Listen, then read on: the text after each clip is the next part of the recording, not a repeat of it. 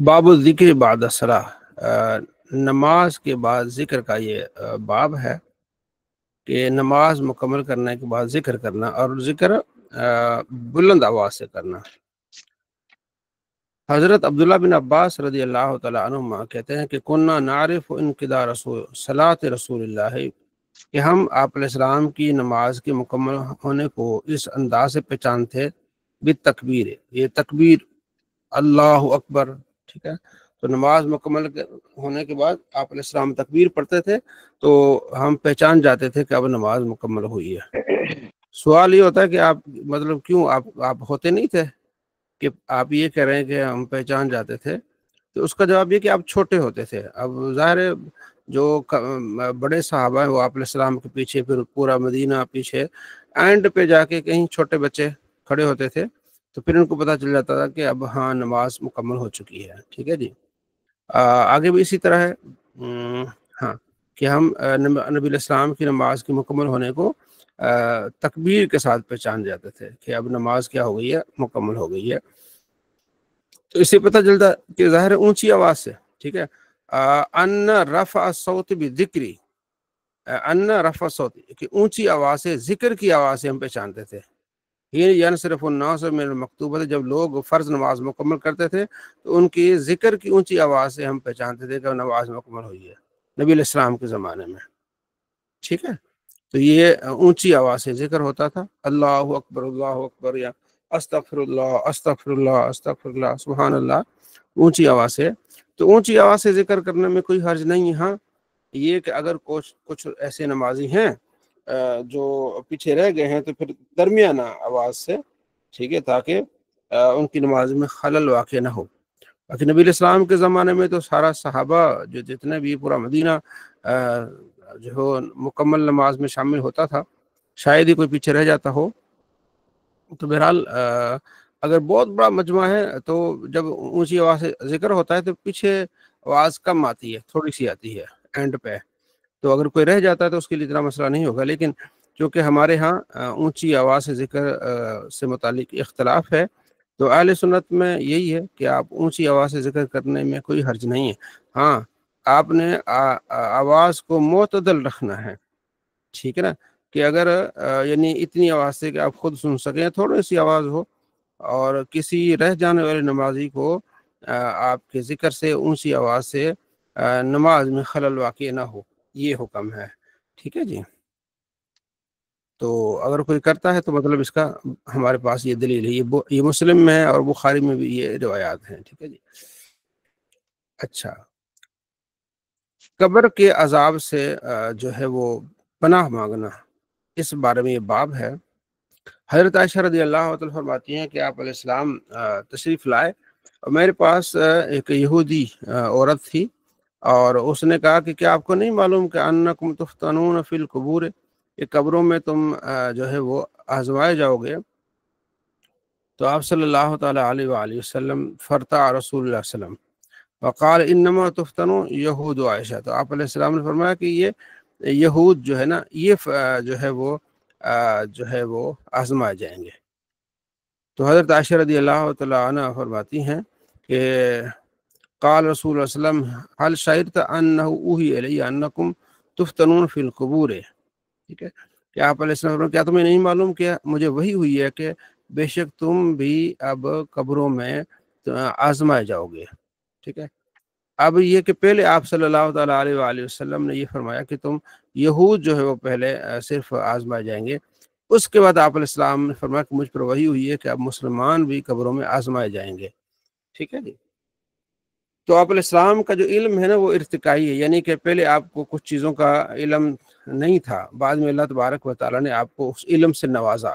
تو پہلے آپ کو یہ تھا کہ صرف یہود جو ہے نا وہ قبروں میں آزمائے جائیں گے، اب بعد میں آپ علیہ السلام کو یہ علم دیا گیا کہ مسلمان بھی آزمائے جائیں گے۔ تو وہ کیا آزمائش ہوگی؟ وہ یہ آزمائش ہوگی جو محدثین نے کہ جہاں جب آپ سے سوال ہوگا مر رب کا، تو آپ کا رب کون ہے، تو وہاں شیطان بھی آ جائے گا، شیطان اپنی طرف اشارہ کرے گا، ہاں میں رب ہوں، میری طرف، تاکہ وہ یعنی کہ اس قبر میں بھی جو ہے وہ پریشان ہو اور صحیح جو ہے وہ جواب نہیں دے سکے، اس لیے بڑی آزمائش ہوگی، ٹھیک ہے۔ تو حضرت عائشہ رضی اللہ عنہ فرماتی ہیں کہ فسمیت و رسول، پھر میں نے آپ علیہ السلام کو سنا بعد اس کے، تو آپ علیہ السلام عذاب قبر سے پناہ مانگتے تھے کہ اللہ ہمیں عذاب قبر کی سے پناہ عطا فرما، ٹھیک ہے، اور آگے بھی یہی روایت ہے۔ اور پھر حضرت عائشہ رضی اللہ تعالیٰ فرماتی ہیں کہ دخلت علیہ عجوزان من عجوز یہود مدینہ، مدینہ کی بوڑھیوں میں سے دو بوڑھیاں میرے پاس آئیں اور انہوں نے کہا کہ اہل قبور کو عذاب دیا جائے گا ان کی قبروں میں۔ تو حضرت عائشہ فرماتی ہے کہ میں نے ان کا جھٹلایا کہ بھئی ایسا نہیں ہے، ہاں، اور میں نے ان کی تصدیق نہیں کی۔ جب وہ چلی گئی، نبی علیہ السلام تشریف لائے، تو میں نے آپ علیہ السلام سے سوال کیا کہ یہ بوڑھیاں کہتی ہیں مدینے کے جو یہ یہودیاں کہ جو ہے وہ اس طرح ہوگا، ٹھیک ہے، تو آپ صلی اللہ تعالیٰ علیہ وآلہ وسلم ہاں انہوں نے صحیح کہا کہ جو ہے وہ قبروں میں عذاب دیا جائے گا۔ ان دونوں نے کیا کہا؟ صحیح کہا، انہم یعذبون عذابا، ٹھیک ہے، تو عذاب دیا جائے گا، اس کو صرف جانور ہی سنتے ہیں، ٹھیک ہے۔ تو پھر آپ علیہ السلام اس کو عذاب قبر سے بچنے کی دعائیں کرتے تھے۔ حضرت عائشہ رضی اللہ تعالیٰ فرماتی کہ پھر میں نے آپ سے نماز میں یہ دعائیں سنی۔ وہ آگے کیا ہے، وہ آگے آئیں گی، کس طرح آپ علیہ السلام عذاب قبر سے پناہ مانگتے تھے، ٹھیک ہے جی۔ باب ما یستعاذ منہ فی الصلاۃ، باب اس چیز کا ہے کہ آپ علیہ السلام نماز میں جو ہے وہ پناہ مانگتے ہیں اللہ تعالیٰ کی۔ اچھا، پچھلا جو باب عذاب قبر، اچھا اس میں کچھ لوگ ہیں جو عذاب قبر کا انکار کرتے ہیں۔ مثلا میرے خیال میں سندھ میں جو ایک بہت بڑا ایک سیاسی پارٹی ہے، ٹھیک ہے جی، جی ایس سندھ والے، جی ایس سندھ، میرے خیال میں میرے ایک دوست ہیں، وہ کافی کام کر رہے ہیں جی ایس سندھ کے بارے میں۔ تو وہ جی ایس سندھ والے جو ہے نا، ان کا جو بڑے ہیں نا، تو وہ انہوں نے کتابیں لکھی ہیں اور انہوں نے عذاب قبر کا انکار کیا ہے اور بہت ساری چیزوں کا انکار کیا ہے۔ شاہ صاحب کیا نام ہے ان کا جو ان کے بڑے ہیں؟ سائیں جی ایم سید۔ جی ایم سید، جی ایم سید نے انکار کیا ہوا ہے ان کی کتابوں میں۔ جی جی حضرت، ان کے بکس میں کافی چیزیں ایسی ہیں جو جی جی وہ کافی جو ہے نا اسلام سے کافی چیزیں ان کی ٹکراتی ہیں۔ تو جو سندھ کے کافی علماء ہمارے ساتھ دوست ہیں، تو انہوں نے ان کے بارے میں، میرے ایک دوست ہیں، انہوں نے کتاب لکھی تھی سندھی میں، تو وہ میرے شاہ صاحب کو دی تھی، ڈاکٹر معین شاہ صاحب کو، انہوں نے اس میں ان کا کافی رد کیا ہے۔ اور بہت سارے لوگ ہیں جو قبر کے عذاب کے بارے میں جو ہے وہ شکوک و شبہات رکھتے ہیں۔ اس بارے میں قرآن میں بھی ہے کہ قبر میں عذاب کا ذکر قرآن پاک میں بھی ہے اور احادیث میں بھی ہے، ٹھیک ہے۔ پھر اعتراض ہوتا ہے کہ وہ قبر میں عذاب کس کو ہوگا، وہ تو گل سڑ جائیں گے۔ وہ سارے جوابات پھر علماء نے دیے ہیں کہ اللہ نے انسان کی جو تخلیق فرمائی، اس کی اصل جو ہے نا، اس میں ایک جو اس کا مادہ ہے وہ باقی رہتا ہے، تو اس کو عذاب جو ہوتا ہے وہ روح کو بھی عذاب ہوتی ہے اور اس کو جسم کا حصہ ہے اس کو بھی کیا ہوتی ہے، عذاب ہوتی ہے۔ پھر سوال یہ ہوتا ہے کہ وہ جو مثلا جیسے ابھی انڈیا میں ابھی پلین کریش ہوا، اس میں مسلمان بھی تھے، وہ جل کے وہ خاک ہو گئے، اب ان کا کیا ہوگا، ٹھیک ہے۔ اور اس طرح پانی میں کوئی ڈوب جاتے ہیں، مچھلیاں کھا جاتی ہیں، ان کا کیا ہوا؟ تو ان کے بارے میں ایک حدیث ہے، ٹھیک ہے نا، وہ یہ نبی علیہ السلام فرماتے ہیں کہ ایک شخص نے مرتے دم یعنی آخری وقت اپنے ایک بچوں کو بلایا اور کہا کہ میرا آخری ٹائم ہے، اور اگر مطلب مجھے آپ بتائیں کہ میں نے تمہارے ساتھ بھلائی کی ہے، اچھائی کی ہے یا نہیں کی، تم مجھے بتاؤ۔ انہوں نے کہا جی آپ نے ہمارے لیے بڑی محنت کی، آپ نے ہمیں حق پورا دیا، آپ ہمارے بہترین والد جو ہے وہ باقی آپ نے تمام طریقے سے ہمیں پالا بھی۔ تو انہوں نے کہا جی میری ایک وصیت ہے، بس وہ میری پوری کرنا۔ یہ مسلم حدیث ہے اور مشکات میں بھی حدیث ہے۔ بیٹوں نے کہا جی آپ فرمائیں۔ انہوں نے کہا جی میں فوت ہو جاؤں تو میری جو میت ہے اس کو اپنے دفنانا نہیں بلکہ اس کو جلانا ہے، جلا کے اس کی راکھ جو ہے وہ سمندروں میں اڑا دینی ہے، دریاؤں میں، اور جو ہے وہ سمجھو کہ کھیتوں میں اور صحراؤں میں، تاکہ مطلب میں اللہ کے سامنے پیش نہیں ہونا چاہتا اور میں گناہ گار بندہ ہوں۔ بچوں نے ایسا ہی کیا۔ جب وہ فوت ہو گیا تو اللہ تبارک و تعالیٰ نے پھر ہواؤں کو اور سمندروں کو حکم دیا کہ اس کے سارے اجزاء جو ہے وہ واپس کرو۔ تو سارے اجزاء واپس ہوئے اور وہ انسان کی شکل میں اللہ تبارک و تعالیٰ کی بارگاہ میں کھڑا ہو گیا۔ تو اللہ تبارک و تعالیٰ نے فرمایا کہ تم نے ایسا کیوں کیا؟ اپنے آپ کو تم نے کیوں جلوایا اور بچوں کو کہا کہ تم مجھے جلا دینا؟ تو اس بندے نے کہا کہ مجھے یا باری تعالیٰ تیرے سامنے کھڑے ہونے سے ڈر لگتا ہے کہ میں گنہگار ہوں اور میں رب کے سامنے کیسے کھڑا ہوں، میں پشیمان ہوں۔ تو اللہ تبارک و تعالیٰ فرماتے ہاں واقعی تجھے ڈر لگتا ہے، تمہیں خوف آتا ہے؟ اور اس نے کہا جی بالکل۔ اللہ تعالیٰ نے اس بندے کو بخش دیا۔ یہ تو اللہ کی ہوگی رحمت۔ اب اس سے پھر کیا پتہ چلا کہ کہیں بھی بندہ ہو، چاہے سمندروں میں مچھلیاں اسے کھا جائیں یا ہواؤں میں اس کو اڑا دیا جائے، تو اللہ تعالیٰ کے حکم سے وہ بندہ کہیں بھی نہیں جاتا، ٹھیک ہے۔ تو یہ بہت سارے اور بھی دلائل ہیں کہ جہاں بھی ہوگا اس کو جو ہے نا وہ نیک ہوگا تو اس کو اچھا صلہ ملے گا، بد ہوگا تو اس کو اس حساب سے۔ تو عذاب قبر جو ہے وہ حق ہے، ٹھیک ہے۔ تو اس میں جو علامہ غلام رسول سعیدی رحمۃ اللہ علیہ، تو یہ اسی باب کے نیچے کافی ساری دلائل دی ہیں، جس کو اگر مزید دلائل کی ضرورت ہو تو وہ شرح صحیح مسلم جلد دوم اور اسی کے نیچے آپ دلائل اپنے پڑھ سکتے ہیں، اور کوئی اگر سوال کرے تو اس کے جوابات بھی اس میں آپ کو مل جائیں گے۔ اب نبی علیہ السلام جو نماز میں دعائیں مانگتے تھے وہ یہ ہیں کہ حضرت عائشہ رضی اللہ تعالیٰ عنہ فرماتی ہیں کہ سمیعت رسول اللہ، میں نے آپ علیہ السلام کو سنا کہ آپ پناہ مانگتے تھے نماز میں فتنہ دجال سے، دجال کے فتنے سے آپ علیہ السلام پناہ مانگتے تھے۔ اور حضرت ابو ہریرہ کہتے ہیں کہ آپ علیہ السلام فرمایا اذا تشہد احدکم، تم میں سے جب کوئی تشہد مکمل کر لے فلیستعذ باللہ، تو اللہ کی پناہ مانگے، 4 چیزوں سے اللہ کی پناہ مانگے۔ وہ کون سی ہے؟ اللہم انی اعوذ بک من عذاب جہنم، یا اللہ میں تیری پناہ میں آتا ہوں عذاب جہنم سے، اور میں پناہ میں آتا ہوں عذاب قبر سے، ٹھیک ہے۔ یہ جملہ جو ہے نا، یہ اللہم انی اعوذ بک من، یہ والا یہ یعنی یہ ہر جگہ لگے گا، یہ عربی میں قانون ہے، ماتو ماتو پھیلے گا۔ اور ومن فتنۃ المحیا والممات، اللہ میں تیری پناہ میں آتا ہوں زندگی اور موت کے فتنے سے، ٹھیک ہے نا۔ جو زندگی ہے اس کا بھی فتنہ ہے، ٹھیک ہے، اور موت کے فتنے سے، اور مسیح دجال کے فتنے سے، ٹھیک ہے جی۔ تو اس کے شر کے فتنے سے میں پناہ میں۔ اچھا، مسیح حضرت عیسیٰ علیہ السلام کو مسیح کہتے ہیں، ٹھیک ہے، دجال کو مسیح کہتے ہیں۔ تو عیسیٰ علیہ السلام کو مسیح جو کہتے ہیں وہ ہے چھونے سے، ٹھیک ہے۔ جب عیسیٰ علیہ السلام بیماروں کو چھوتے تھے، ہاتھ پھیرتے تھے، تو وہ بندے کیا ہو جاتے تھے؟ ٹھیک ہو جاتے تھے، اس لیے ان کو کہتے ہیں مسیح۔ اور دجال کو مسیح مطلب ممسوح، ٹھیک ہے، کہ اس کی آنکھ جو ہے نا وہ بالکل پلین ہوگی، کانا ہوگا نا، اس لحاظ سے اس کو مسیح دجال، یعنی کانا دجال، اس کا مطلب ہے کانا دجال۔ یہ مسیح ان کے لیے بھی ان کے لیے، لیکن وہاں مسیح سے کہ آپ کے چھونے سے مریضوں کو شفا حاصل ہوتی ہے، اور یہ مسیح دجال، یہ کانا دجال جو ہوگا نا وہ کانا ہوگا، تو اس لیے اس کو مسیح دجال کہتے ہیں، ٹھیک ہے جی۔ تو دجال کے فتنے سے، زندگی اور موت کی جو فتنے سے، اور عذاب قبر اور عذاب جہنم کے فتنے سے، یہ آپ علیہ السلام فرمایا کہ یہ آپ جب نماز پڑھے تو اس کو آپ پڑھا کریں۔ تو یہ مستحب ہے۔ یہ جو امر ہوتا ہے نا، امر کے کئی حکم ہوتے ہیں۔ امر جو ہے نا نبی علیہ السلام کا یا قرآن پاک میں جو امر ہے نا، اس کے کئی معانی ہیں۔ یہ اصول فقہ کی کتاب ہوتی ہے نا، اصول فقہ، تو اس میں یہ جو امر کے بارے میں بتایا جاتا ہے، تو یہ مستحب آپ علیہ السلام کا جو حکم ہے نا۔ اچھا، یہ کیسے پتہ چلے گا کہ یہ مستحب ہے؟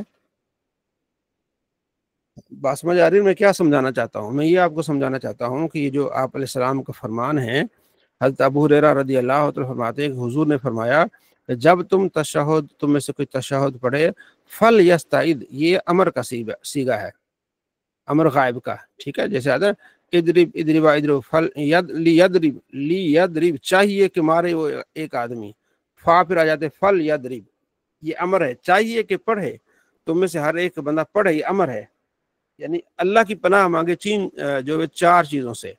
اب سوال یہ ہوتا ہے کہ یہ فرض ہے کہ مطلب بعض اوقات نہیں یاد ہوتا، تو کیا یہ جو 4 چیزوں سے یہ پناہ مانگنا فرض ہے؟ یہ آپ علیہ السلام نے جو حکم دیا، یہ بتا رہا ہوں کہ یہ جو حکم ہے یہ استحبابی حکم ہے۔ امر کے کئی معنی ہوتے ہیں۔ ایک امر لزوم کے لیے ہوتا ہے کہ آپ نے کرنا ہے ایسے، ایک ہوتا ہے آپ چاہیے کہ آپ کریں، یہ استحبابی ہوتا ہے کہ چاہیے کہ آپ ایسا کریں، ٹھیک ہے۔ اچھا، استحبابی کیوں ہے؟ اس لیے کہ اس کے اور دلائل ہیں، ان دلائل کو دیکھتے ہوئے پھر ہم اس نتیجے پر پہنچتے ہیں کہ یہ جو حکم ہے یہ استحبابی، اس لیے کہ دوسرے جو دلائل ہیں اس میں آپ علیہ السلام فرماتے ہیں کہ جب تشہد پڑھ لو اس کے بعد جو چاہے مانگ لو، اس میں کوئی قید نہیں ہے۔ اب اس میں کہ 4 چیزوں کے بارے میں مانگ لو، اس میں کہ کوئی قید نہیں ہے، جو چاہو مانگ لو، کوئی بھی دعا آپ مانگ سکتے ہیں۔ تو پتہ چلا کہ یہ جو حکم ہے یہ وجوبی نہیں ہے، یہ حکم کیا ہے؟ استحبابی ہے، مستحب ہے کہ آپ ان 4 چیزوں سے آپ جو اللہ کی پناہ مانگیں، ٹھیک ہے نا۔ تو یہ بتانے کا مقصد اس لیے کچھ لوگ شرارت کرتے ہیں، کہتے تم تو رب جلی مقیم الصلاح پڑھتے ہو، تم یہ دعائیں پڑھتے نہیں، تمہاری نماز ہی نہیں مکمل ہوگی، ٹھیک ہے جی۔ تو ان کے بارے میں پھر آپ کو اصولی طور پر پتہ ہونا چاہیے، بھائی ایک حدیث نہیں ہے، سینکڑوں احادیث ہیں جن میں آپ علیہ السلام کے احکام ہیں، پھر جو محدثین ہوتے ہیں، فقہا ہوتے ہیں، ان کا رزلٹ نکال کے بات کرتے ہیں، ٹھیک ہے جی۔ تو یہ بات یاد رکھیے گا۔ اچھا، پھر آپ علیہ السلام نے اور بھی دعائیں مانگ کرتے تھے۔ حضرت علی رضی اللہ تعالیٰ عنہ فرماتے ہیں اللہم انی وجہت وجہ للذی فطر السماوات والارض، یہ دعا ہے ابو داؤد میں، دیگر کتابوں میں۔ تو آپ علیہ السلام اس کے علاوہ اور بھی دعائیں مانگ رہے ہیں، تو پتہ چلا کہ یہ حکم استحبابی ہے، اور کوئی بھی یہ بھی پڑھ سکتے ہیں، کوئی اور چاہے وہ بھی کیا کر سکتے ہیں، پڑھ سکتے ہیں۔ اچھا، یہاں آگے پھر جو حدیث ہے اس میں ہے آپ علیہ السلام عذاب قبر سے، فتنہ مسیح دجال سے، فتنہ ماہ ممات سے، اور من المعاصم والمغرم، گناہ سے اور قرض سے آپ اللہ کی پناہ مانگتے تھے۔ کہنے والے نے کہا کہ یہ آپ علیہ السلام یہ قرض سے کیوں گناہ جو ہے وہ کیوں پناہ مانگتے تھے؟ فرمایا اس لیے کہ جو آدمی جب قرض لیتا ہے نا تو پھر یا جھوٹ بولتا ہے یا وعدہ خلافی کرتا ہے، ٹھیک ہے جی، میں کل دے دوں گا جی، پرسوں دے دوں گا، وہ بہانے بناتا ہے، ٹھیک ہے۔ اس لیے کہ اللہ میں گناہ سے تیری پناہ میں آتا ہوں اور قرض سے تیری پناہ میں آتا ہوں۔ تو قرض لینے میں کوئی حرج نہیں، ضرورت کے طور بندہ لیتا ہے، ٹھیک ہے جی، لیکن یہ کہ دعا کرے اللہ جلدی جلدی یہ معاملہ ختم ہو جائے تاکہ میں قرض ادا کر سکوں اچھی طریقے سے، اور ٹھیک ہے نا، جو لیا ہے میں وہ دے سکوں۔ آپ علیہ السلام خود قرض لیتے تھے، کوئی چیزیں رہن رکھوا لیتے تھے، آپ نے آخری زمانے میں اپنی جو وہ زیرہ بھی رہن رکھوائی تھی یہودی کے پاس، ٹھیک ہے۔ آگے بھی اسی حدیث یہی ہے کہ جب تم میں سے کوئی تشہد پڑھ لے، تشہد آخری نہیں اینڈ والی تشہد پڑھ لے، تو پھر یہ دعائیں اللہ تعالی سے مانگے، ٹھیک ہے جی۔ آگے بھی اسی طرح جو ہے روایات ہیں۔ اچھا، ایک سوال یہ پیدا ہوتا ہے کہ آپ علیہ السلام نے دعا مانگی کہ اعوذ بک من فتنۃ المسیح الدجال، میں مسیح دجال کے فتنے سے تیری پناہ مانگتا ہوں، جبکہ نبی علیہ السلام کو پتہ ہے کہ آپ کو دجال کا فتنہ نہیں پہنچے گا، کیونکہ آپ علیہ السلام نے خود بتایا کہ دجال کو عیسیٰ علیہ السلام ماریں گے۔ جب عیسیٰ علیہ السلام تشریف لائیں گے نا تو اس وقت دجال کا فتنہ بہت بڑھ رہا ہوگا، تو آپ تشریف لائیں گے وہ مسجد دمشق کی مسجد میں، تو حضرت مہدی جو ہے وہ نماز کے لیے کھڑے ہوں گے، تو عیسیٰ علیہ السلام سے کہا جائے گا کہ آپ نماز پڑھیں، تو عیسیٰ علیہ السلام کہیں گے نہیں تم میں سے ہی امام ہو، تو امام مہدی نماز پڑھائیں گے، جس کے بارے میں نبی علیہ السلام فرماتے ہیں تمہاری کیا شان ہوگی کہ عیسیٰ کی موجودگی میں امام تم میں سے ہوگا۔ تو پھر لڑائی ہوگی دجال سے، تو عیسیٰ علیہ السلام کو اللہ یہ شان دے گا کہ جہاں تک آپ کے سانس لینے کی مطلب سانس کی بھی جائے گی نا خوشبو، تو بندے مرتے جائیں گے، ایسی آپ کی کرامت ہوگی کہ آپ سانس لیں گے بندے مرتے جائیں گے۔ اچھا، یہ آپ علیہ السلام نے بتا دیا کہ یہ دجال جو ہے وہ اینڈ پہ آئے گا، تو آپ کو تو فتنہ پہنچنا ہی نہیں، پھر آپ پناہ کیوں مانگ رہے ہیں؟ یہ سوال آ رہا ہے۔ تو محدثین نے پھر اس کا جواب دیا ہے کہ ہر نبی نے دجال کے متعلق لوگوں کو ڈرایا ہے، حدیث بھی ہے، اور آپ علیہ السلام میں بھی تمہیں ڈراتا ہوں۔ اور دوسری بات یہ کہ آپ علیہ السلام نے تعلیم دی ہے کہ آپ نے اس طرح دعائیں مانگنی ہے، دجال کے فتنے سے اللہ سے پناہ مانگنی ہے، تو یہ آپ علیہ السلام نے تعلیمی طور پر یہ آپ علیہ السلام یہ کلمات کہا کرتے تھے اپنی امت کی تعلیم کے لیے۔ باب استحباب ذکر بعد الصلاۃ، اگلی بھی اسی طرح نماز کے بعد ذکر کرنا، ٹھیک ہے۔ تو وہ کون سے؟ آپ علیہ السلام جب نماز سے فارغ ہوتے تو 3 مرتبہ استغفار پڑھتے ہیں، ٹھیک ہے جی، اور آپ اللہم انت السلام ومنک السلام تبارک ذل جلال والاکرام یہ پڑھتے تھے، اور آگے آتا یا ذل جلال والاکرام یہ بھی آپ پڑھتے ہیں، ٹھیک ہے۔ تو ولید کہتے ہیں کہ میں نے امام اوزائی سے کہا کہ استغفار کس طرح آپ علیہ السلام کرتے، تو انہوں نے کہا استغفر اللہ استغفر اللہ، یعنی جب نماز مکمل ہوتی ہے آپ علیہ السلام استغفر اللہ استغفر اللہ استغفر اللہ پڑھتے ہیں۔ یہ بھی ایک ذکر ہے، آپ نماز کے بعد کر سکتے ہیں، استغفر اللہ استغفر اللہ۔ اور یہ دعا اللہم انت السلام ومنک السلام تبارک ذل جلال والاکرام، اور ایک یہ ہے ابن نمیر کی رحمت یا ذل جلال والاکرام، ٹھیک ہے جی۔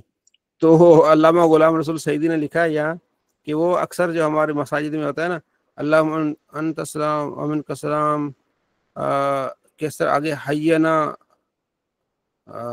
دارک دار السلام، ٹھیک ہے، اس طرح کے جو الفاظ بیچ میں ملائے گئے ہیں تو فرمائے وہ صحیح نہیں ہے، جو حدیث میں اتنے الفاظ آپ نے کہنے ہیں، ٹھیک ہے جی۔ کسی بھائی کو یاد ہے اس کے ساتھ جو الفاظ ملائے جاتے ہیں؟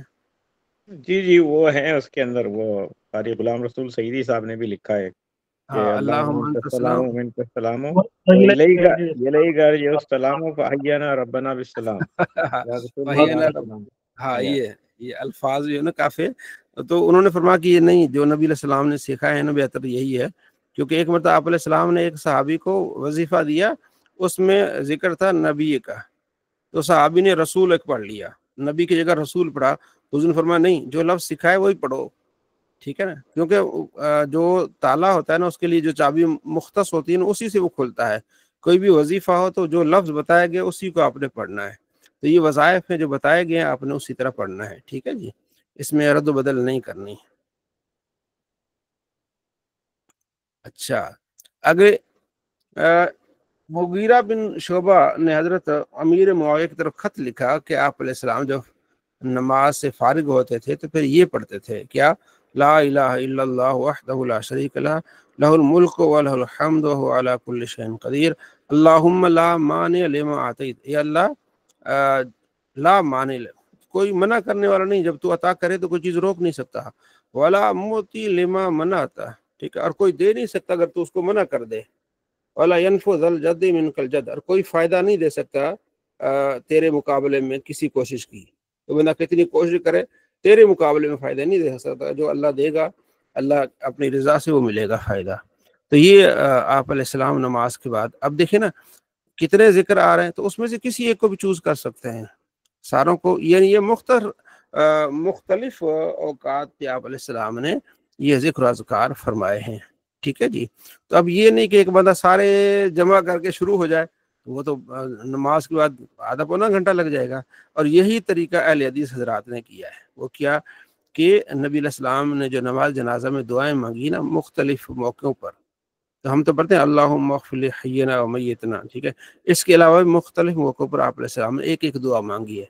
اب انہوں نے کیا کیا، ساری دعائیں جمع کر کے نا پونا گھنٹہ نماز جنازہ بنا دیا، حالانکہ کہیں بھی کسی حدیث میں نہیں ہے کہ آپ علیہ السلام نے ساری دعائیں ایک ہی جگہ مانگ لی ہوں۔ وہ کہتے ہیں کہ جی مسلم میں حدیث ہے کہ صحابی کہتے ہیں نبی علیہ السلام نے اتنی لمبی دعا مانگی کہ وہ صحابی کہتے ہیں کہ کاش کہ اس میت کی جگہ میں ہوتا، تو اچھا وہ آپ حیران ہوں گے، وہ کتنی لمبی دعا ہے، سورہ فاتحہ جتنی دعا ہے، اتنی لمبی نہیں، مطلب یہ ہے کہ صحابی نے کہا یار اس نے خواہش کا اظہار کیا کہ کاش اس جو ہے نا میت کی جگہ میں ہوتا، کیونکہ اس میں ایسے کلمات ہیں نبی علیہ السلام کے، تو ان کی خواہش بجا تھی، لیکن یہ کہنا کہ اتنی لمبی تھی، اتنی لمبی نہیں تھی، وہ سورہ فاتحہ جتنی دعا ہے، سورہ فاتحہ جتنی دعا کو آپ کتنی دیر تک پڑھ سکتے ہیں، 1 منٹ بھی نہیں، اس سے پہلے آپ پڑھ سکتے ہیں۔ تو جنازے میں تو نبی علیہ السلام نے اس طرح مختلف دعائیں مانگی ہیں، انہوں نے کیا کہ تمام دعاؤں کو جمع کر کے لمبا جنازہ کر دیا، ٹھیک ہے۔ تو یہ جس فرض نماز کو نبی علیہ السلام نے اماموں پر سختی فرمائی کہ فرض نماز بھی آپ نے جو ہے وہ ہلکی پڑھانی ہے، لمبی نہیں پڑھانی، تو یہ تو نماز جنازہ فرض بھی نہیں ہے، ٹھیک ہے جی۔ اور یہ ہمیں ٹونٹ کرتے ہیں کہ بھی آپ کی نماز مختصر ہے، اور جو ہم دیکھیں ہم کتنی لمبی نماز پڑھاتے ہیں۔ میں نے پچھلے دنوں ویڈیو ایک اپلوڈ کی، شاید آپ کی نظر سے گزری ہو، کہ 4 مسائل میں جو وہابی اہل سنت کی موافق ہو گئے، 4 مسائل میں، ان میں سے ایک مسئلہ یہ بھی ہے کہ وہابی خود مانتے ہیں کہ اونچی آواز سے جنازہ پڑھنا کہیں ثابت نہیں ہے، ٹھیک ہے نا، صرف ایک حدیث میں ہے کہ آپ علیہ السلام نے اونچا اس لیے پڑھا تاکہ آپ علیہ السلام جو ہے وہ بتا سکیں کہ ہاں اس میں یہ دعائیں بھی ہیں، وہ خود وہابی مانتا ہے، اور اس نے کہا 15 حدیث جو ہے وہ سری ہے، آہستہ نماز جنازہ پڑھنے سے متعلق ہے۔ تو اچھی بات ہے اگر کوئی ان جو ہے حق کو مان لیتا ہے تو یہ اچھی بات ہے، ٹھیک ہے جی۔ تو نماز جنازہ جتنی بھی نمازیں ہیں ان سب میں مختصر ترین نماز ہے، اصل میں نماز جنازہ تو نماز ہی نہیں ہے، یہ ہے استغفار ہے، دعا ہے میت کے لیے، اس کو نماز جنازہ کا نام دیا گیا ہے، ٹھیک ہے جی، کیونکہ اس میں ہیں ہی دعائیں۔ تو آپ علیہ السلام نے صرف 4 تکبیر کہیں بخاری مسلم میں ہے، جب آپ علیہ السلام نے نجاشی کا جنازہ پڑھا تو 4 تکبیروں میں آپ دیکھیں کتنا ٹائم لگے گا۔ تو یہ بتانے کا مقصد یہ کہ آپ یہ چیزیں آپ کے ذہن میں ہوں، کبھی کوئی بات کرے تو آپ اس کو اچھی طرح سے سمجھا سکیں کہ بھائی اس طرح نہیں ہے، ٹھیک ہے جی۔ اچھا، آگے بھی اسی طرح حدیث آ گئی نماز کے بعد ذکر سے متعلق، تو یہ جب موقع ملے یہ اذکار یاد کرنے چاہیے۔ اچھا یہ دیکھیں نا، یہ تو ہمیں یاد بھی ہوتے ہیں نا، لا الہ الا اللہ وحدہ لا شریک لہ لہ الملک ولہ الحمد وهو علی کل شیء قدیر، یہ کون سا کلمہ ہے جو ہم 6 کلمے یاد کرتے ہیں؟ کوئی بتائے گا؟ جی نوشین، آپ نے کلمے یاد کیے ہیں نا 6 کلمے، جی حضرت، یہ کون سا کلمہ ہے؟ حضرت یہ چوتھا کلمہ ہے، جی گیلانی صاحب، لہ الملک ولہ الحمد چوتھا کلام یحیی و یمیت ہاں چوتھا، وهو علی کل شیء قدیر۔ ہاں جی تو یہ اسی کے تقریباً ٹھیک ہے جی۔ بس آگے یہ الفاظ ہیں، اس کو ہم تھوڑا سا دیکھ لیں گے تو یہ جو ہے نبی علیہ السلام کی سنت کو ادا کر لینا چاہیے، ٹھیک ہے جی۔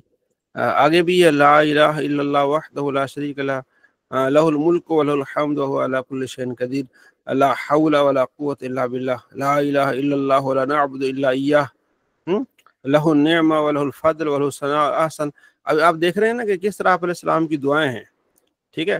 کان رسول اللہ یحلل بہن دبر کل، آپ علیہ السلام ان تمام کو اونچی آواز سے، بلند آواز سے پڑھا کرتے تھے ہر نماز کے بعد، یحلل اونچی آواز سے، ٹھیک ہے، تو یعنی کہ بلند آواز سے تاکہ لوگ سنیں، تبھی تو ہم تک پہنچا ہے، صحابہ نے سنا اس کو، تو بلند آواز سے ذکر کرنے میں کوئی حرج نہیں ہے، بلکہ جہاں تک آواز جائے گی وہ چیزیں ہیں اس کے لیے گواہی دیں گی۔ بس اتنا ہے کہ کوئی سامنے والا نماز میں مصروف نہ ہو، اس کی نماز میں خلل نہ آئے، ٹھیک ہے۔ تو باقی اگر وہ دیکھ لیا کہ سب نمازی نماز پڑھ چکے ہیں تو اس ذکر کرنے میں بلند آواز سے کوئی، آگے بھی اسی طرح یحلل بہن دبر، آپ علیہ السلام اونچی بلند آواز سے یہ ذکر فرمایا کرتے تھے، ٹھیک ہے جی۔ آگے بھی اسی طرح ہے، آگے بھی اسی طرح ہے۔ اچھا یہ واقعہ بڑا مزیدار ہے، ٹھیک ہے جی۔ وہ یہ ہے کہ فقراء مہاجرین آپ علیہ السلام کے پاس آئے، فقراء مہاجرین یعنی مہاجرین جو صحابہ تھے نا، جو مکے سے مدینے آئے اور فقیر غریب آدمی تھے، وہ نبی علیہ السلام کے پاس آتے ہیں اور کہتے ہیں کہ یا رسول اللہ، یہ جو پیسے والے لوگ ہیں نا، تو یہ تو بڑے اعلیٰ درجات پالی انہوں نے اور ہمیشہ کی جنت بھی انہوں نے پالی۔ حضور فرمایا وہ کیسے؟ انہوں نے کہا جی یا رسول اللہ، وہ نماز بھی پڑھتے ہیں ہمارے ساتھ، ہم بھی نماز پڑھتے ہیں، اچھا وہ بھی روزے رکھتے ہیں، ہم بھی روزے رکھتے ہیں، چلو یہاں تک تو ٹھیک ہے، لیکن یہ وہ صدقہ دیتے ہیں، ولا نتصدق، ہم صدقہ نہیں دے سکتے، ہم غریب لوگ ہیں، وہ امیر ہیں، پیسے والے ہیں۔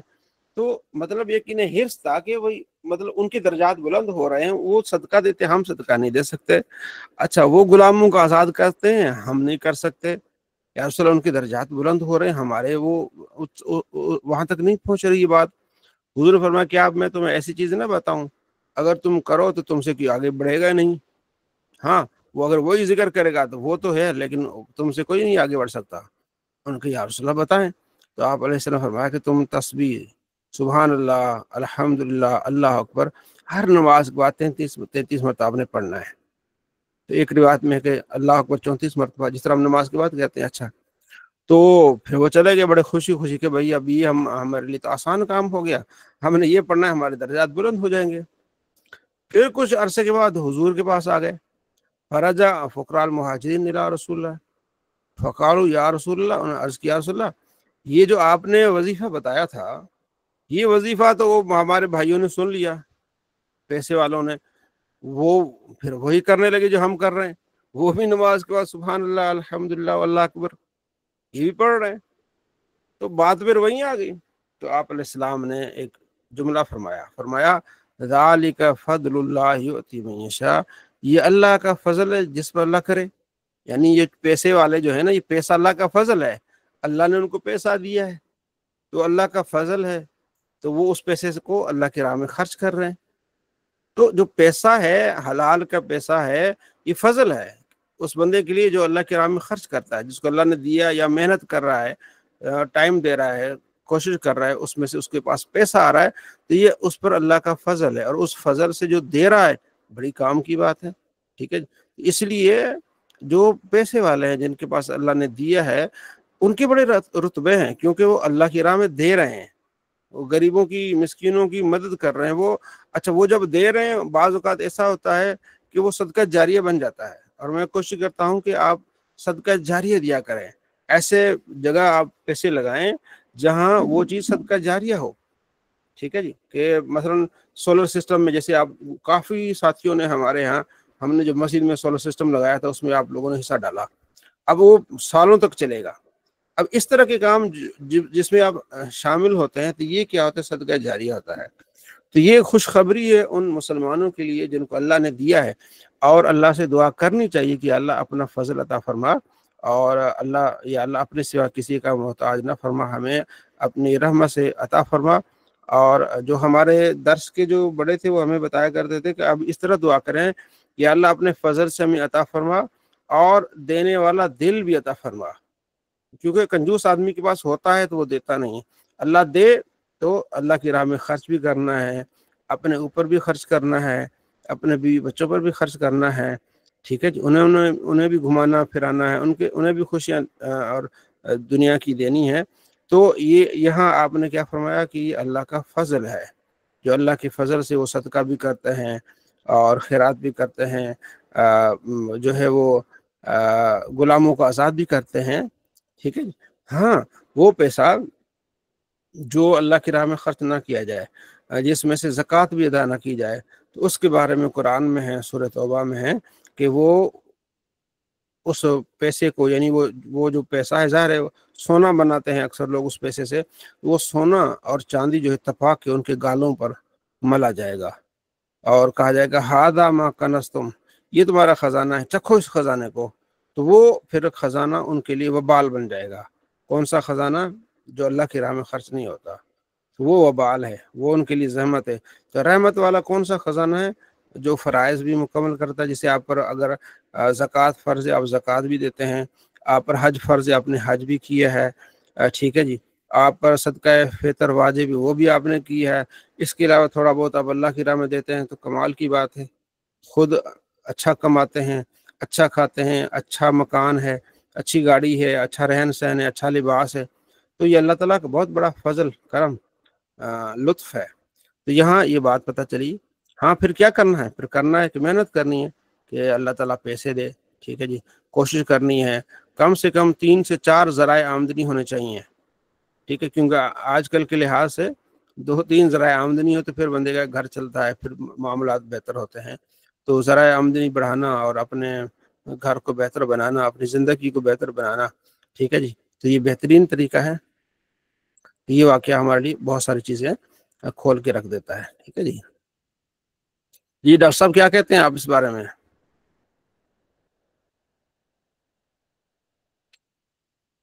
ڈاکٹر صاحب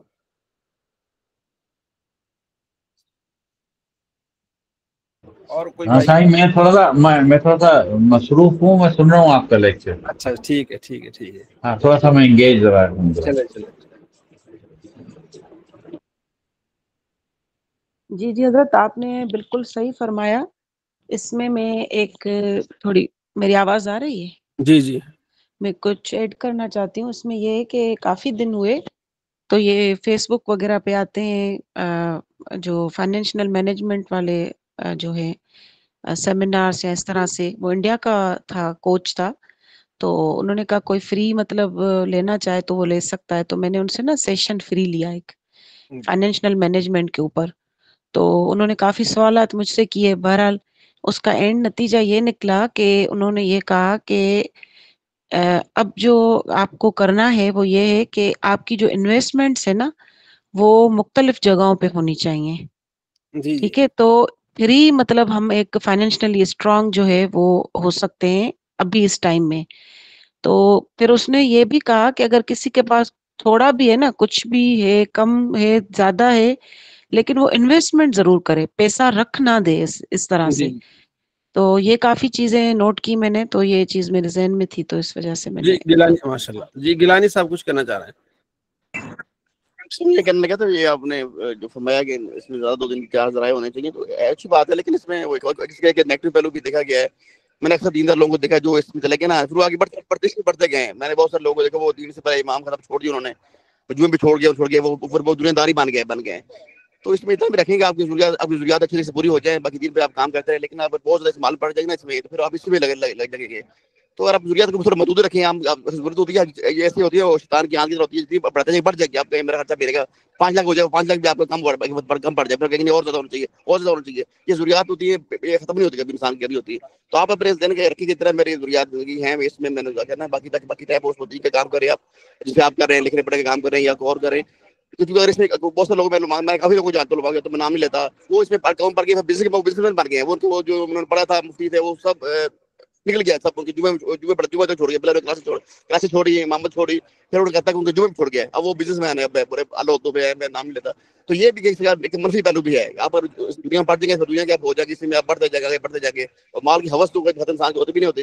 یہ بھی ایک منفی پہلو بھی اس کا ہے. جی جی جی، یہ بھی آپ نے صحیح آپ نے بتایا کہ اکثر جو لوگ، ہاں مطلب یہ کہ آپ پیسہ، جیسے بہن نے بتایا، پیسہ آپ انویسٹ کریں. اگر آپ کے پاس پیسہ ہے، کہیں ایسی جگہ لگا لیں، کوئی مطلب ایسے ہی مکان لے لیا، پھر اس کو کرائے پہ چڑھا دیا، چلے اس سے آپ کی آمدنی آ رہی ہے. لیکن بعض اوقات جو اہل علم جو کاروبار کرنا شروع کر دیتے ہیں، تو پھر وہ جو ہے نا وہ پڑھنا پڑھانا چھوڑ دیتے ہیں. یہ بالکل ایسا ہے. ٹھیک ہے جی. تو یہ کہ انہیں اپنا جو گول ہے وہ نہیں چھوڑنا چاہیے. پیسہ کمانا یہ اپنے ضروریات پوری کرنے اور دوسروں کی بھلائی بھی اس میں ہے، لیکن یہ جو اپنا گول ہے کسی کا بھی ہے، جیسے آپ پڑھ رہے ہیں یا کوئی عالم دین ہے جو امامت کرا رہا ہے، تو بعض اوقات وہ امامت چھوڑ دیتے ہیں اور پھر وہ سارا ٹائم اس پہ لگا لیتے ہیں. تو یہ گیلانی صاحب اس بارے میں کہہ رہا ہے. جی عبدالرفیق صاحب خان. جی السلام علیکم. جی وعلیکم جی السلام. اچھا، اس میں ایک بڑی اچھی بات ہے. حضور علیہ الصلوۃ والسلام کی ایک حدیث ہے کہ حضور علیہ الصلوۃ والسلام نے ارشاد فرمایا کہ جو یہ تکبر ہے یہ جائز نہیں ہے، لیکن 2 لوگوں کے بارے میں آپ نے کہا کہ ایک وہ شخص جس کو علم دین ہو اور وہ لوگوں کو علم دین سکھائے، اور ایک وہ کہ جس کے پاس پیسہ ہو اور وہ اللہ کی بارگاہ میں خرچ کرے، اللہ کی راہ میں جی خرچ کرے. جی جی یعنی ماشاء 2 اللہ. لوگوں کو تکبر کے، یعنی جن کو فخر کرنا چاہیے، وہ یہ 2 جی جی فعل ہیں. تو یہ صحیح ہے کہ مطلب امیری، اگر پیسے آئیں اور انسان بھٹک جائے تو انسان تو غریبی میں بھی بھٹک جاتا ہے. اور حضور علیہ الصلوۃ والسلام کی جو دعا ہے وہ یہ دعا ہے کہ آپ صلی اللہ علیہ وسلم نے جو ہے وہ غربت کے عذاب سے جو ہے نا دعا فرمائی ہے کہ اللہ مجھے اس عذاب سے، کہ یہ غربت کے، قلت کے عذاب سے جو ہے وہ مجھے ہاں یہ محفوظ بڑا فرما. خطرناک ہوتا ہے یہ، جب جس دن کیونکہ وہ یہ نا، گھر میں، ہاں جی، جی جی یہ جس دن ایمان کو گھر میں، ختم کر دیتا ہے. جی جی بالکل خطرناک ہو جاتا ہے. جب تو حالات تھوڑے سے سخت ہو نا، انسان پریشان ہو جاتا ہے. جی، اور تو یہ کہتے ہیں جو نا کہ کافی، یہ کہتے ہیں جی نا، جی بڑا مشہور جملہ ہے کہ غربت جو ہے تہذیب کے آداب مٹا دیتی ہے.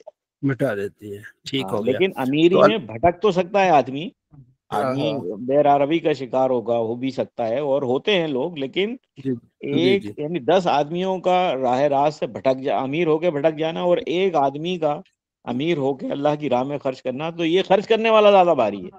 ہاں جی، کیا بات ہے ماشاء اللہ. تو بتانے کا مقصد یہ کہ جو جن کو اللہ نے دیا ہے ان کو دینا چاہیے، ان کو جو ہے وہ سنبھال کے نہیں رکھنا چاہیے، ان کو دیتے رہنا چاہیے اور اپنی کوشش کرنی چاہیے کہ حالات بہتر ہوں، اور ایسے حالاتوں کو بندہ دینے والا بنے اور اللہ بالکل کے راہ صحیح. میں خرچ کرنے والا بنے. تو حضرت اس یہ، کی مین پوائنٹ یہ بھی ہے نا کہ اس کی جو مال کی جو محبت ہے وہ دل میں گھر نہ کرے. ہاں جی یہ ہے کہ وہ جو ہے وہ کاروبار کرتا رہے اپنی ضروریات پوری کرنے کے لیے، اور اسی نیت سے کہ چلو میری اس کاوش کوشش سے کسی اور کا بھی بھلا ہو. ٹھیک ہے جی. چلے ماشاء اللہ. آگے ہم چلتے ہیں کہ آپ علیہ السلام، ہاں جی بالکل، آپ علیہ السلام 33 مرتبہ، نہیں 33 مرتبہ تسبیح، 33 مرتبہ تحمید اور 34 مرتبہ تکبیر، یعنی نماز کے بعد آپ علیہ السلام یہ پڑھا کرتے تھے جو ہم اکثر پڑھا کرتے ہیں. ٹھیک ہے جی. اچھا، کچھ حدیثوں میں یہ ہے کہ آپ علیہ السلام 33 مرتبہ سبحان اللہ یہ بھی کہنا چاہیے، اور 33 مرتبہ الحمدللہ، 33 مرتبہ اللہ اکبر. تو یہ ہو جاتے ہیں 99. ٹھیک ہے. اور پھر ایک مرتبہ پڑھ لے لا الہ الا اللہ وحدہ لا شریک لہ लहुल मुल्क व लहुल हम्द व हुवा अला कुल्लि शैइन कदीर। तो जब ये अमल कोई करता है तो नबी अलैहि सलाम फरमाते हैं गुफ़िरत खतायाहु, उसकी खताएं माफ़ कर दी जाती हैं। व इन कानत मिस्ल ज़बदिल बहरी, अगरचा समंदर की झाग के बराबर हों। तो ये बड़ी शान वाली बात है कि अल्लाह ताला उसकी खताएं बख्श देता है। तो करना क्या है, 33 मरतबा सुभान अल्लाह, 33 मरतबा अल्हम्दुलिल्लाह, 33 मरतबा अल्लाह अकबर, और 1 मरतबा ला इलाहा इल्लल्लाह वहदहु ला शरीक लह लहुल मुल्क व लहुल हम्द व हुवा अला कुल्लि शैइन कदीर। तो आप ऐसा भी हो सकता है कि 5 नमाजों में एक नमाज में ये अमल हो जाए। ठीक है, ये याद रखिए, इसको नोट कर दीजिएगा कि 5 नमाजों में दिन में एक नमाज में ये अमल हो कि ला इलाहा इल्लल्लाह वहदहु ला शरीक लह लहुल मुल्क व लहुल हम्द व हुवा अला कुल्लि शैइन कदीर। इसको हमने पढ़ना है। ठीक है, तो देखें फजीलत इसकी कितनी है। तो ये फजीलत भी हमने क्या करनी है, हासिल करनी है। ठीक है, अगला बाब है बाबू मा युक़ालु बैन तकबीरतिल इहराम वल क़िराअत। तो तकबीर तहरीमा के बाद और किरात के दरमियान क्या पढ़ना है, हर चीज़ की जो है वो तकसीम की गई है। अब आ रही है कि तकबीर तहरीमा जब आपने कह दिया अल्लाहु अकबर, उसके बाद आपने क्या पढ़ना है। तो हम क्या पढ़ते हैं, सुब्हानकल्लाहुम्मा बिहम्दिक व तबारक अस्मुक व तआला जद्दुक। ठीक है जी, तो ये अबू दाऊद में हदीस है, आप अलैहिस्सलाम ने ऐसा किया है। और इसके अलावा बहुत सारी दुआएं हैं। तो हमारे जो बुजुर्ग हैं उन्होंने फिर इसको मुख्तस कर दिया कि इसमें बहुत सारी चीज़ें जमा हो जाती हैं और ये आसान है। इसके अलावा भी हैं, बताने का मकसद ये कि अगर कोई दो नबी करे तो आप उसको पहचान सकते हैं कि भाई ये मुस्तहब्बात हैं। आप अलैहिस्सलाम ने मुख्तलिफ दुआएं मांगी हैं, किसी ने किसी दुआ पर अमल कर लिया, किसी ने किसी दुआ पर अमल कर लिया। जिसने भी अमल किया उसने दुआ पर नबी अलैहिस्सलाम के तरीके पर अमल कर लिया। तो ऐसा तो हो नहीं सकता कि एक ही जगह सारी दुआएं मांगी जाएं। तो अब उसमें एक तो मैंने आपको सुभान अल्लाह के बारे में बताया, वो हदीस है अबू दाऊद में। अब यहाँ जो हदीस है वो है कि अबू हुरैरा कहते हैं कि आप अलैहिस्सलाम जब तकबीर कहते थे तो खामोश होते थोड़ी देर किरात से पहले। मैंने कहा या रसूल अल्लाह, मेरे माँ बाप आप पर कुर्बान हो, तो मैंने आप बताइएगा कि आप खामोश हो जाते हैं तकबीर और किरात के दरमियान, उस वक्त आप क्या कहते हैं। हुज़ूर ने फरमाया मैं कहता हूँ अल्लाहुम्मा बाइद बैनी व बैन खताया कमा बाअत बैन मशरिक वल मगरिब, अल्लाहुम्मा नक्किनी मिन खताया कमा युनक्कल थौबुल अब्यद मिन दनस, अल्लाहुम्मा अग़सिलनी मिन खताया बिसल्जी वल माई वल बरदी। अच्छा, इसका तर्जुमा, ये अल्लाह मैं अल्लाह बाइद बैनी व खताया है, अल्लाह मेरे और मेरी खताओं के दरमियान इतनी दूरी रख जैसे मशरिक और मगरिब में दूरी है, यानी मुझे गुनाहों से पाक रख, दूर रख। हाँ, और मेरे खताओं को धो दे जैसे सफ़ेद कपड़े को धोया जाता है, बिल्कुल मिट्टी से पाक साफ हो जाता है। और मेरी खताओं को धो दे बर्फ़ के पानी से और ओलों से, मतलब ये कि मेरी बख्शिश फरमा। ये आप अलैहिस्सलाम ने दुआ ये निकी दुआ मांगा करते थे। अल्लाह ने आपको तो जो है वो बता दिया है कि आप अल्लाह ने आपके जो है वो सारे, हालांकि खताएं तो नहीं कहेंगे हम, उसको कहेंगे खिलाफ ओला काम भी। इन्ना फतहना लक फतहम मुबीना लियगफिर लक अल्लाहु मा तक़द्दम मिन ज़ंबिक। अल्लाह ने आपकी हर चीज़ जो है वो खिलाफ ओला चीज़ें भी अल्लाह ने माफ़ कर दी हैं। तो उसके बावजूद आप अलैहिस्सलाम कहते हैं अल्लाह मेरी खता हैं। तो ये तालीम के लिए है, तो ये भी पढ़ा जा सकता है, कोई अगर पढ़े तो ठीक है। और उसके अलावा एक हदीस में कि आप अलैहिस्सलाम जब दूसरी रकात के लिए खड़े होते तो फिर आप कुछ ना पढ़ते हैं। ये पहली रकात में जितनी दुआएं करनी है वो पहली रकात में, और दूसरी रकात में आप अलैहिस्सलाम अल्हम्दुलिल्लाह रब्बिल आलमीन यहाँ से शुरू करते और खामोश न रहते। ठीक है जी। अच्छा, एक और जो वो एक वजीफा है, हजरत अनस कहते हैं कि अन्ना रजुलन जा, एक आदमी आया नमाज के लिए, पहली सफ में दाखिल, फदखल सफ में दाखिल हो गया, वक़द हफ़ज़हु नफ्स, उसको ना सांस चढ़ गया, जल्दी जल्दी क्यों आया तो सांस चढ़ गया।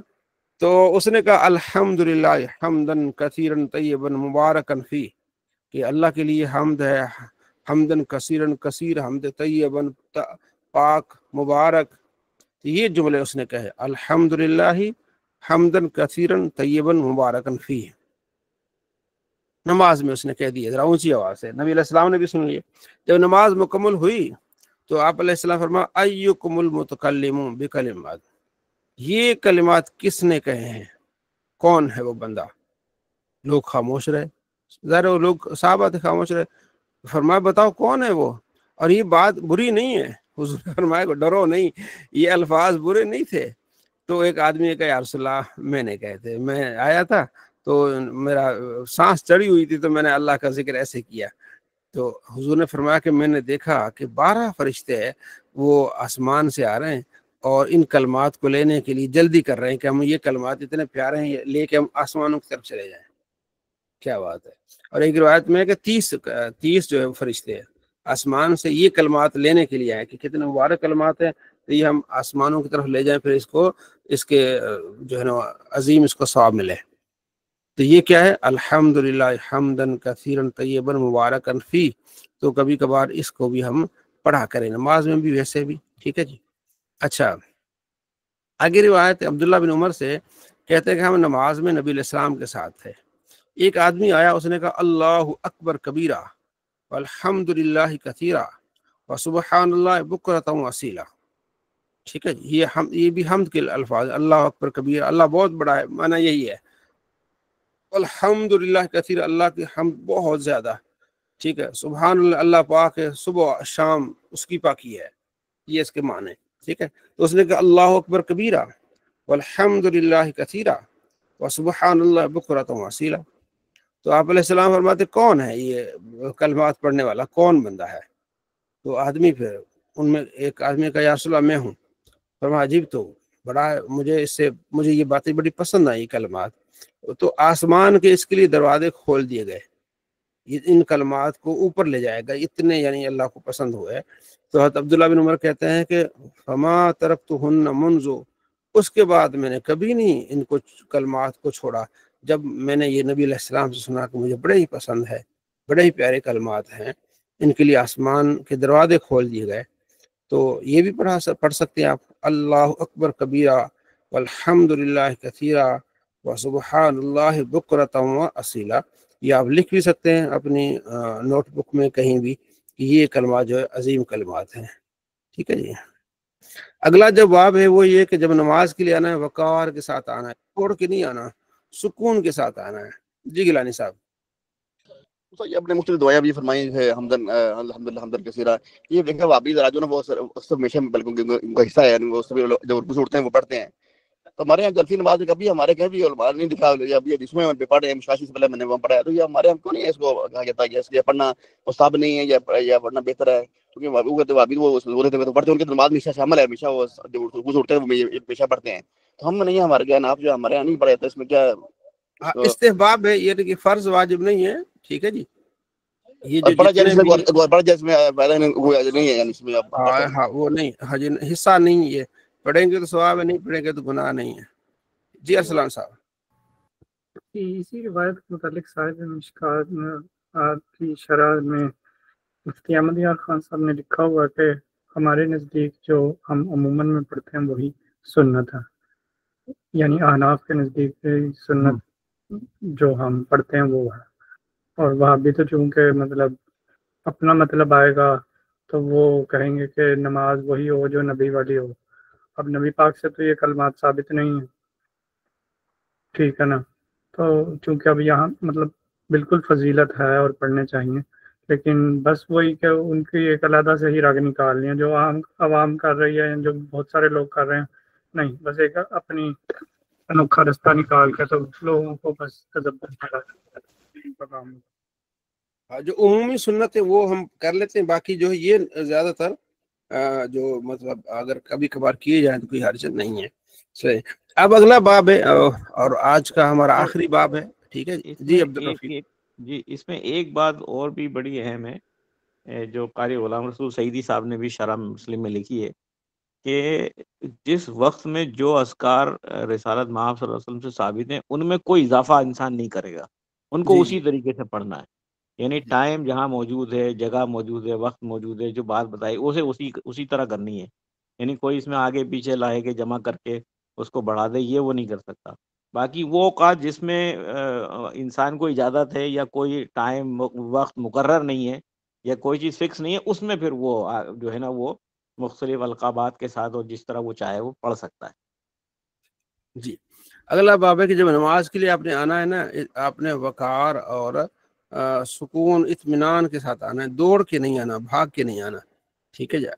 नबी अलैहिस्सलाम की हदीस है, आप अलैहिस्सलाम फरमाते हैं कि जब नमाज इदा उकीमत इस्सलाह, जब नमाज खड़ी हो जाए तो फला तातूहा तसौन, भाग कर मत आओ, चल के आओ। ठीक है जी। और तुम पर लाजमी है कि तुम इत्मीनान और सुकून के साथ आओ। जो पालो वो पढ़ लो, जो फौत होगी उसको मुकम्मल कर लेना बाद में।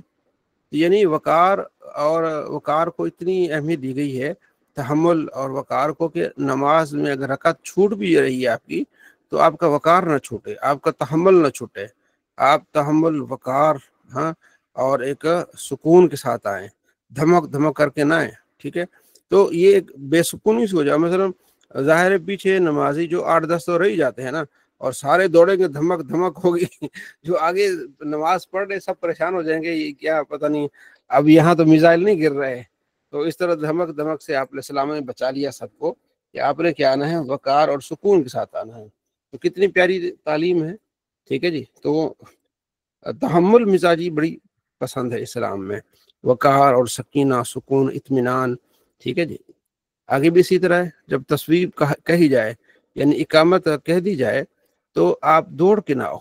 ठीक है, सुकून के साथ आओ। जो पालो उसको पढ़ लो, जो छूट गया है उसको मुकम्मल कर लो। ठीक है। तो अच्छा, फ़इन अहदकुम इज़ा कान यामिदु इलस्सलात, जब तुम में से कोई इरादा कर लेता है ना कि नमाज की तरफ जा रहा है, वो नमाज में होता है, यानी नमाज के हुक्म में ही है। आप ये दौड़ के ना हो, आपने जब इरादा कर लिया ना घर से कि मैं नमाज के लिए जा रहा हूँ, तो आप घर से निकले हैं तो गोया कि आप नमाज में हैं, यानी हुक्मी तौर पर, हकीकी नहीं कि भाई आप नमाज में आप बात नहीं कर सकते, तो हुक्मी तौर पर गोया कि आप नमाज में हैं। तो जब आप घर से निकल रहे हैं तो आप दौड़ के क्यों आ रहे हैं, भाई आप नमाज में ही हैं। ठीक है जी। तो आपने इस चीज़ को क्या करना है, ख्याल में लाना है कि आप इत्मीनान और सुकून के साथ आप जो है वो आए हैं। ठीक है जी। अच्छा, यहाँ एक और चीज़, फिर एक चीज़ आ गई कि जो पालो उसको पढ़ लो, और जो फौत हो गया उसको मुकम्मल कर लो। अब जो फौत हुई वो कौन सी हुई है, इसमें राय मुख्तलिफ है। इमाम शाफी फरमाते हैं कि जो फौत वो हुई हैं, यानी कि जो आपकी फौत हुई है ना, यानी समझो कि जो इमाम के साथ पढ़ी है तो वो आपकी हो गई हैं, जो आपने इमाम के साथ नहीं पढ़ी वो आपकी फौत हो गई है। गोया कि मतलब यूं समझे कि आपने 2 रकात इमाम के साथ पढ़ी हैं, समझो कि 2 आपकी हो गई, पहली हो गई है। जो आपने 2 नहीं पढ़ी वो आपकी दूसरी 2 हो गई, नहीं हुई, उन 2 पिछलियों को आपने पढ़ना है। जो इमाम अबू हनीफा रहमतुल्लाह फरमाते कि नहीं, जो इमाम के साथ आपने पढ़ ली है ना वो आपकी 2 हुई है, चाहे वो अब इमाम तीसरी में चौथी में है ना, तो गोया कि आपकी तीसरी और चौथी हुई है। तो छूटी आपकी फिर कौन सी है, आपकी 2 पहली छूटी है। और ये ज्यादा इसमें हदीस भी में भी इसका जिक्र है। पिछले दिनों हमने हदीस भी पढ़ी है कि आप अलैहिस्सलाम के साहबी मुगीरा बिन शोबा कहते हैं कि ग़ज़वा तबूक में फजर की नमाज में नबी अलैहिस्सलाम जो है अपनी हाजत के लिए बाहर निकले, तो मैं भी आप अलैहिस्सलाम के पीछे गया और लोटा लेके गया। तो फिर आप अलैहिस्सलाम जब फारिग हुए, मैंने वुजू कराया आपको। जब हम वापस आए तो अब्दुर्रहमान बिन औफ नमाज पढ़ा रहे थे और 1 रकात हो चुकी थी। तो दूसरी रकात में आप अलैहिस्सलाम तशरीफ लाए, तो आप अलैहिस्सलाम ने नमाज पढ़ी। तो फिर खड़े होके हमने वो नमाज पढ़ी जो छूट गई थी, पहली छूटी थी। तो इस हदीस से भी साबित होता है कि जब आप इमाम के पीछे होते हैं, इमाम की अगर दूसरी है तो फिर गोया कि आपकी भी दूसरी है, पहली आपकी छूटी है, तो खड़े होंगे तो जिस तरह आप पहली को पढ़ते हैं आपने ऐसे ही पढ़ना है। आपने सना पढ़नी है, ताउज़, तस्मीया पढ़ना है, सूरह फातिहा पढ़नी है, और सूरत भी आपने मिलानी है। ठीक है जी। तो ये यहाँ इस बात को याद रखिएगा। अच्छा, तो आपने क्या करना है, फरमाया इदा नूदी बिस्सर, जब नमाज की निदा दी जाए तो आपने दौड़ के नहीं आना, सुकून के साथ आना है, चल के आना है। जो मिले उसको पढ़ लो और जो रह गई उसको मुकम्मल कर लो। ठीक है जी। आगे भी इसी तरह चल के आए, और तुम पर सकीना और वकार होना चाहिए, वकार के साथ आए। ठीक है, जो आपने पा लिया उसको पढ़ लिया है, जो वक्दी माँ सबक का, जो چلا گیا اس کو اپنے قضا کرنا، یعنی اس کو اپنے دہرانا ہے جو جو پہلے 2 چلی گئی ہیں، ٹھیک ہے جی. آگے بھی اسی طرح ہے، تم پر سکینت کیا ہے لازمی ہے، ٹھیک ہے. تو یہاں تک آج الحمدللہ ہم نے پڑھا. اللہ تبارک و تعالی دونوں جہاں میں خوش نصیب فرمائے. تو ان چیزوں کا آپ نے یاد رکھنا ہے. انشاءاللہ اگلی کلاس میں پھر آگے ہم اس کو آگے پڑھیں گے، ٹھیک ہے جی.